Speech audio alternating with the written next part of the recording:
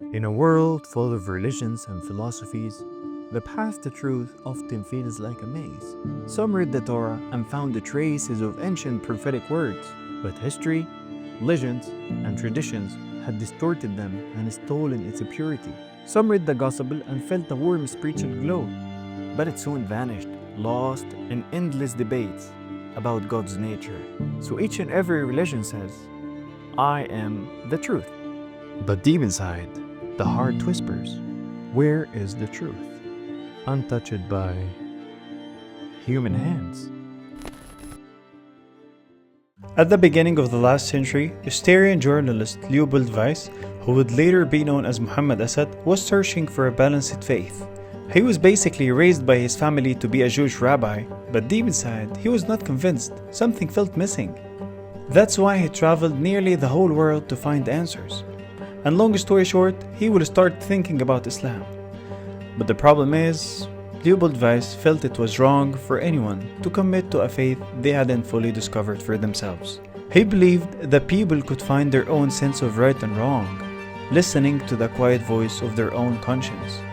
In his important book, The Weg nach Mecca, or The Road to Mecca, he said he found in Islam a strange harmony, pure monotheism, practical law that respects human nature, spirituality connected to real life, but it was only this question.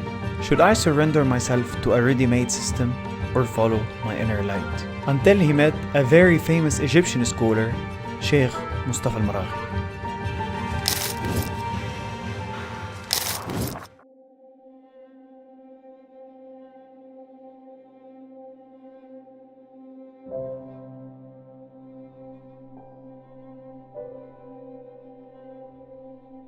Sheikh, why should I follow fixed teachings? Why can't I just listen to my own inner voice? The Sheikh smiled gently. My son, the problem is not that the inner nature is missing, but that it's clouded. Only the prophets heard it in its pure form. But humans, each thinks himself an enlightened exception. If everyone followed his own desires, the world would become a moral chaos, everyone claiming he's guided by light. Weiss began to understand. Islam does not claim to be a new religion.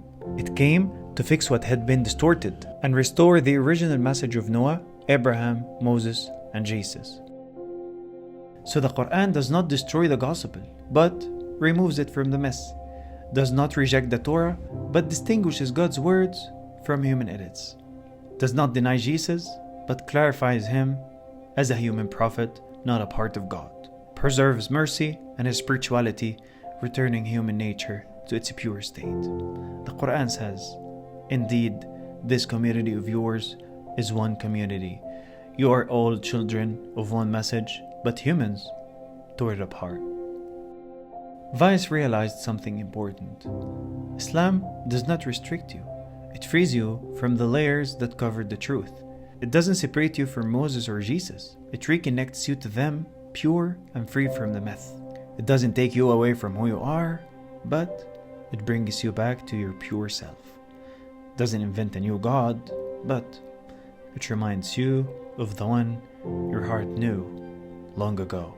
So it went on discussing.